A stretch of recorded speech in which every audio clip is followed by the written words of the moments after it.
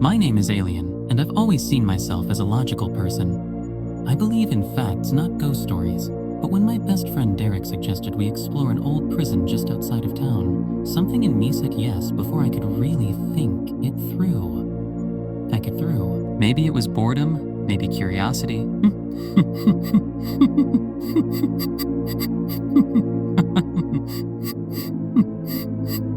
Now looking back, I wish I'd said no. Derek was the kind of guy who lived for this stuff, urban exploring, creepy legends, anything haunted or weird. He'd been going on about Red Pines Penitentiary for months. It was this huge prison built in the 1950s, shut down after a fire in the 80s. But Derek swore that wasn't the whole story. Rumors claimed something darker happened inside, something worse than the fire or the riots. But they say the inmates were experimented on down in the basement. Derek told me, his eyes lighting up with excitement. We gotta see it, man. Just one night, get inside, take pics, maybe find something sick. I agreed. Like an idiot. I said yes. We packed our bags with flashlights, cameras, spare batteries, snacks, and bottled water. Derek also tossed in a small crowbar, just in case we had to pry open a door. We hit the road late in the evening, the sun setting behind us in streaks of orange and red as the trees lining the highway slowly turned to silhouettes. I didn't say much on the drive. Derek filled the silence with prison trivia and creepy theories he'd found online. When we finally got there, the sky was fully dark. The building loomed ahead like a corpse in the woods, walls cracked, vines crawling up the stone like claws. A tall fence wrapped around it, but sections had already collapsed. We slipped through one broken part and crept toward the main entrance. The air smelled musty wet dirt and decay. Every step crunched beneath us, glass, dead leaves, or worse. I kept checking over my shoulder, even though I knew no one was there. At least I hoped no one was. Inside, the place was wrecked, rusted bars, fallen ceilings, old papers strewn across the floor. Graffiti covered the walls. Names, symbols, drawings that didn't make any sense. One looked like a stick figure with its head upside down. That one made me stop for a second. A creepy, huh? Derek said, snapping a picture. Yeah, I muttered, trying not to sound nervous. We moved through the main hallway, our flashlights cutting the dark. The sound of our own breathing and footsteps echoed too loud. We searched a few offices first, dusty desks, file cabinets knocked over, some papers burned at the edges. Derek found a logbook. Check this out, he said, flipping through pages. Last entry, 1984. Cell 23 reported screaming again. Inmate says he sees a figure in the mirror. Wants psych eval. He looked at me, grinning. Straight out of a horror movie. I didn't grin back. After an hour of walking, we found what looked like an old control room. Most of the equipment was fried or wrecked, but some monitors were still there. A few screens cracked. The control board had a label, Block Z. That block wasn't on the map Derek downloaded. Let's check it out, he said. No hesitation. Shouldn't we stay near the main areas? I asked. Come on, man. This is why we're here. We followed a hallway past the infirmary. I noticed the temperature drop. I could see my breath now, even though it was just early autumn. We reached a heavy rusted door. Derek used the crowbar to force it open with a screech. Behind it, a stairwell sank into darkness. You go first, I said, scared. He teased. Just cautious. We descended, flashlights our only light source. The air was thicker below, the smell worse, like something long dead. At the bottom, a hallway of sealed cells. Unlike upstairs, these had no bars, just solid metal doors with tiny windows.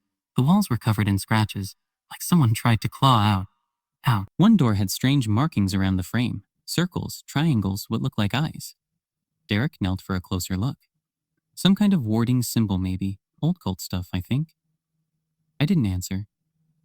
I suddenly felt watched. Derek tried opening the door. It didn't budge. Locked tight. Maybe for a reason, he joked. We kept exploring. Minutes later, I heard something. A whisper.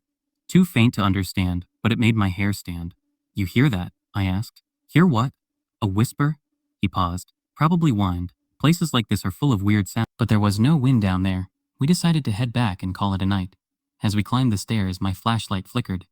When the light came back, I saw something. A shape at the bottom. Too far to see clearly, but it was there. I froze. Derek, what? There's someone down there. He turned.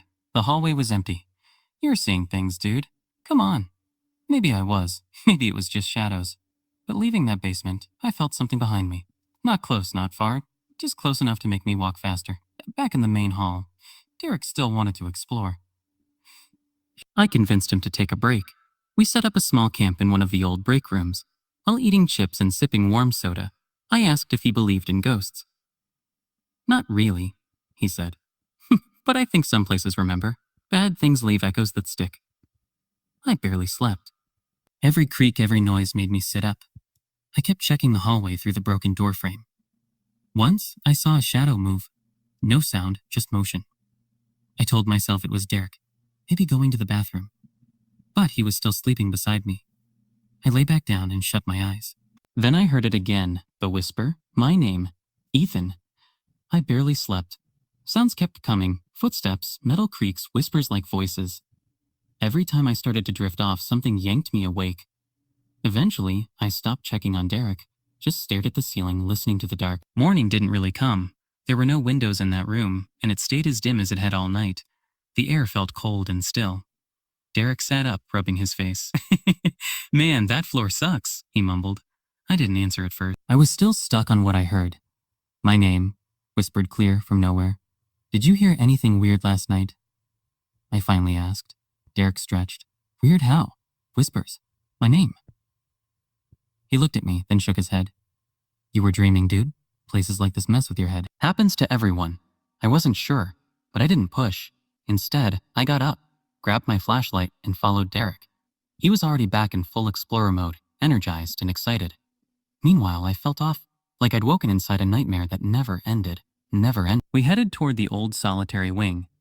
The map Derek had showed this area housed the worst inmates. It wasn't easy to reach. Doors were jammed or blocked, hallways caved in. We had to climb rubble, squeeze through gaps, and dodge floor holes. The deeper we went, the weirder things got. The graffiti changed. Upstairs, it was bright tags, random jokes, weird doodles. Down here, it felt ancient, faded words carved in stone. Symbols I didn't recognize. Many were eyes, always watching. Some were crossed out. Some looked like they were drawn in blood. I hoped it was paint. Faint. This is amazing, Derek said, snapping pics. These aren't just tags. This is ritual stuff. We passed rows of tiny dark cells. Each had a heavy iron door with a slot. Most were open. A few were locked tight. I peeked into one and shivered. Scratches everywhere. Walls, floors, ceiling. Like someone was trapped for years. Derek found a leather folder in what looked like a guard station. It was soaked and falling apart, but a few pages were readable. They were medical records. Listen, he read aloud. Inmate 4712, repeated self-harm. Claims a voice lives in the cell. Blames voice for violent outbursts. Transfer request denied. He flipped to another. Inmate 5190. Reports seeing faceless figure at night. Refuses to sleep. Said the figure speaks through the walls. Derek grinned. This is gold, man. Paranormal gold.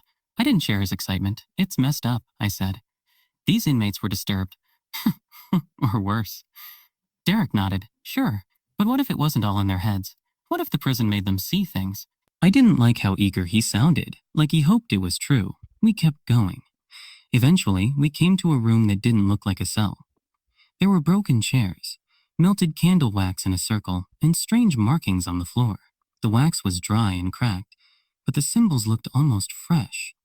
I don't like this, I muttered. Why not?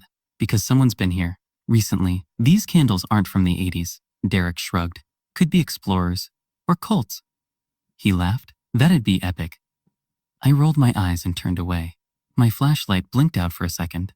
When it came back, I saw movement. A tall, thin shape darted around the corner at the end of the hallway. I froze. Did you see that? See what? Something down there. He shined his light. Nothing. You're imagining things. But I wasn't. I knew I saw it. We pressed on. Every shadow felt like it was watching me. Every sound echoed like footsteps. Derek didn't seem bothered, too busy searching for access to the restricted cell block C. Eventually, we found an old tunnel marked maintenance. It looked unstable. It's the only way. Everything else is blocked, Derek said. We crawled through the tight space, walls pressing close on both sides. My back ached, and dust choked the air. Halfway through, my flashlight died. Panic hit me. Derek? I'm here. Just keep crawling. I followed his voice, heart racing. My hand dragged along the wall. Then I felt something soft brush my fingers. Not stone. Skin. I yelped, scrambling forward, crashing into Derek at the tunnel's end. Dude, calm down, he said. What happened? Something touched me. He frowned. Maybe a rat? He stared at me for a second, then looked away. We're almost there. We stepped into a hallway that felt much older than the rest. The walls were blackened. Ash covered the ground. Thick metal doors lined both sides. No windows, just numbers. 1, 2, 3 to 13. Most were locked. Number 9 stood slightly ajar. Derek nudged it open. It groaned. Inside was a scorched room with a chair bolted down and straps across the arms. The air was icy. Suddenly Derek stepped back. You hear that? What? He swallowed. Someone said my name. Now he heard it too. We both listened. Then like a breath, it came again. Derek. Whispered from behind us. We spun around. Nothing. We backed away fast, not caring where we went. My legs were trembling. My heart wouldn't slow down. Derek looked shaken now too. We rested in the hall, trying to calm down. Down. Fetterka. I think we should leave, I said. He didn't reply. I'm serious. This place isn't right. Finally, he nodded. Let's go. But we'll have to use the tunnel again. Back inside, it felt even tighter. Becky started teasing and the scrape of knees. Then Derek stopped. Oh, what is it? He didn't respond. Derek? He slowly turned his head. His eyes were different. Empty. Then he smiled. A wrong kind of smile. Too wide. You shouldn't have come here, he said. I froze. His voice, it sounded like Derek's, but something was off. Like someone else was speaking through him. His eyes weren't right. Derek, I asked, are you okay? He didn't answer. Just kept smiling. Then he turned and crawled deeper into the tunnel. I sat there a moment, heart pounding. I didn't want to follow, but I couldn't leave him. I crawled behind him. The air grew colder. My hands trembled. I tried not to think about what touched me, or Derek's voice, or his dead eyes. After what felt like forever, we reached a room, small like storage. Derek stood in the middle, facing the wall. Still, Derek. He didn't react. I stepped closer. Let's go. No response. I touched his shoulder. He jolted like shocked and spun around. His eyes were normal again. What the hell? He gasped. Where are we? You don't remember. He shook his head. I remember entering the tunnel. Then, nothing. Like he blacked out. I helped him sit. He looked pale. I told him everything. He stared at the floor. That's not funny, he whispered. I'm not joking. He didn't argue. Just stood up and said, let's get out. We found a broken staircase in the corner. It led up, but part had crumbled. We climbed carefully, gripping pipes and broken stone. At the top, we found another hall, dusty, lined with cells. These looked different, clean. The walls had strange writing, not spray paint, deep carvings, like with nails or knives, symbols. What does it mean? I asked. Derek shook his head. Some looks like Latin, some I've never seen. Each cell had something inside. One had a shattered mirror, shards neatly arranged. Another was lined with pages, drawings of faceless figures, mouths sewn shut, dripping eyes. In one room, a doll sat in a chair. Its head turned slowly as we passed. I almost screamed. Derek flinched. No way, he whispered. Did you see that move? Yes, that's not normal. We fled. I didn't look back. Then we found the worst cell. No door. Walls and floor charred black. In the center, a circle of bones. Human bones. Inside it, an old book. Don't touch it, I warned. I just want to look, Derek said. He opened it. Pages covered in symbols, rituals, names that made my brain throb. Wait, he said, flipping faster. Look at this. Near the back it read, the keeper of hollow silence. A spirit. It lives between the walls. Kill is between the walls. It feeds on fear. It steals voices. That's not good, I said. We need to go. But Derek looked mesmerized. It's all connected. The voices, the figure, the shadows. It's this thing, the keeper. I grabbed his arm. We're not staying to figure it out. We have to leave. He hesitated, then nodded. We took one last glance at the book. The page had started bleeding, real blood dripping from the paper. We ran. The hallways twisted endlessly. We had no idea where we were anymore. Every direction looked the same. Old stone, rusted bars, shattered lights, and shadows that moved when we didn't look directly at them. Then we heard it, a dragging noise, slow, heavy, like something was pulling itself across the floor. We stopped, listened. It was getting closer, from behind. We ran faster, turning corners, jumping over debris. But the sound followed, always behind us, always gaining. We ducked into a room and slammed the door shut. It was some old supply closet. Shelves, a mop in the corner. We turned off our lights, held our breath. The dragging got louder. Then it stopped. We didn't move. The door handle turned. Once, twice. Then a whisper from the other side. "Let me in." We stayed silent. Eventually, the sound faded. Whatever it was, moved on. We waited a long time before leaving that room. Back in the hallway, it felt colder, like the air itself was watching us. We kept walking, too afraid to stop, too afraid to talk. Then we found the door, a heavy steel one half open. It led into what looked like an old chapel. Stone benches, shattered stained glass, and a tall statue at the front. But not a normal statue. It was tall and thin with no face, just smooth skin where features should be. Its arms stretched outward like it was waiting. Derek whispered, "The keeper." I backed away. "We shouldn't be here." Then we heard a voice. Our voice. "Let me in." It echoed through the chapel, but it came from our own lips. We turned and saw our reflections in the broken glass, but they weren't reflections. They moved differently. Smiled when we didn't. I grabbed Derek and pulled him. We ran, past the benches, past the statue. But as I ran, something grabbed my arm, not physically inside. Like it reached into my chest and squeezed my heart. I gasped and fell. Derek helped me up. "We have to keep moving," he yelled. We found another door, smaller, hidden behind broken chains. It led into a hallway we hadn't seen before, and we weren't alone. Something followed us, watching, whispering. And still, we had no idea how to get out. The halls looked the same. Dark, dusty, filled with strange sounds. The silence wasn't peaceful. It was heavy, like it was hiding something, or waiting. We walked carefully. Our flashlights flickered even with new batteries. The walls felt tighter, like the prison was closing in. Then we turned a corner and stopped. A figure stood at the end, tall, still, its face smooth and pale like the statue. No eyes, no mouth, but we could feel it looking at us. Derek grabbed my arm. "Run." We ran without looking back. Our footsteps echoed. But something else echoed too. A sound, like footsteps, but not quite human. We found a door. It opened into another part of the prison, some kind of records room. Old filing cabinets lined the walls, most rusted and broken. Papers scattered across the floor, too faded to read. Derek slammed the door and locked it. We sat on the floor, catching our breath. Then he stood and started digging through drawers. "There has to be something here," he said. "Something that tells us what happened." I helped. Most files were useless. Mugshots, court papers, old letters. Then I found a folder labeled E-Block Special Cases. Inside were notes written in shaky handwriting. Subject refuses to speak. Shows signs of possession. Reports of voices inside the walls. Prisoners claim to see the keeper in dreams. I showed it to Derek. "This is it," he said. They knew something was wrong. They tried to hide it. Then the door handle rattled. We froze. The handle turned. Once, twice. Then, silence. He moved closer, tried to listen. That's when I heard the whisper. So close it felt like it was inside my ear. "Let me in." I jumped back. Derek's eyes went wide. "We need to go." We found another door at the back of the room. It led to a narrow stairwell going down. We didn't want to descend, but we had no choice. The air grew colder with every step. My skin felt like ice.